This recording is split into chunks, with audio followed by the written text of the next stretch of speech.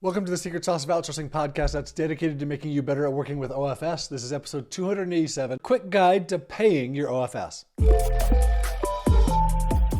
So to me, paying people is the easiest part of this, but I can understand why in the beginning, if you haven't done it before, you might be concerned about it. I wasn't concerned about it when I started because I had an agency and I had to pay them through the agency. But when my OFS quit the agency and wanted to come work for me directly, then I was concerned and I asked him, I don't really know how to pay you. But you can pay through so many options. You can pay through PayPal or Western Union or Wise.com or our favorite, EasyPay, which is built into Onlinejobs.ph because we built it how we wanted to be paying people. It doesn't really matter which of these services you use. They're all going to get the money to your OFS. Your OFS is always going to be able to withdraw the money, and any of these services will take care of that for you. Just don't wire money and don't prepay for work. People often think wiring is a good option. It's not a good option. It's, number one, super expensive. Number two, Filipinos are very concerned about wiring money. They've learned that wiring money means it's a scam. So next, how often and how much? Well, so how much you pay them depends on how much you negotiate with. How often you pay them is the same thing.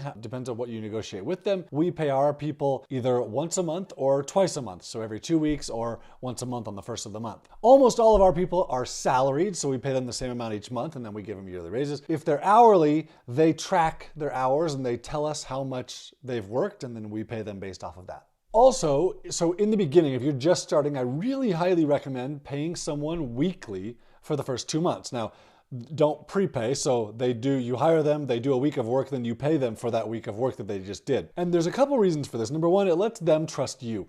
So they're very scared about getting scammed. And if they do a full month's work without getting any payment, wow, that's a lot of risk on their part. They're putting a lot out there, and that's hard for them. So if you're willing to pay them once a week for the first couple months, that's a really good thing for them. It also is a really good out for you. So like, if it's not working out, you can say, hey, look, this is the last payment. This just isn't working out. You know, you're 2 or 3 weeks in, you can say, hey, here's your payment. This isn't working. I'm going to go a different direction.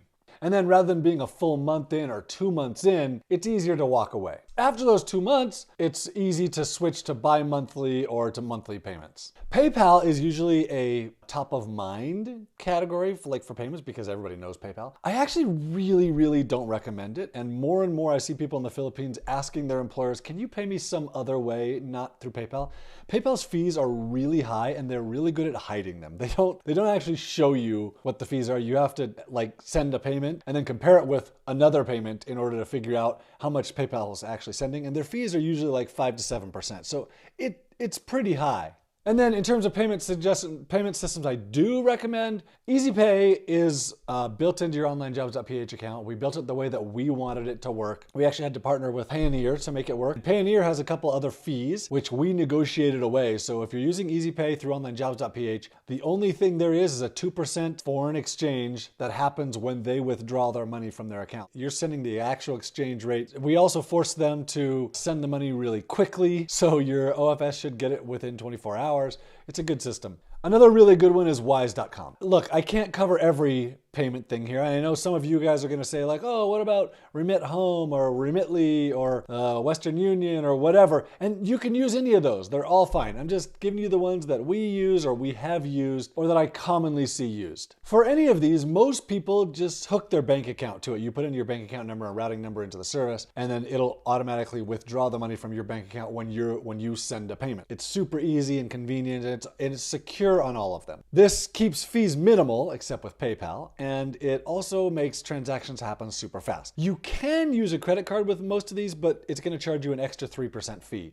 So not super great. And then the last thing I want to talk about is pay on time. Don't be late with your payments. In the Philippines, they budget based off of when they're going to get their money. And if you don't send a payment, well, if you're 3 or 4 or 5 days late, your team member might not eat for 3 or 4 or 5 days. So just be on time with your payments and encourage them.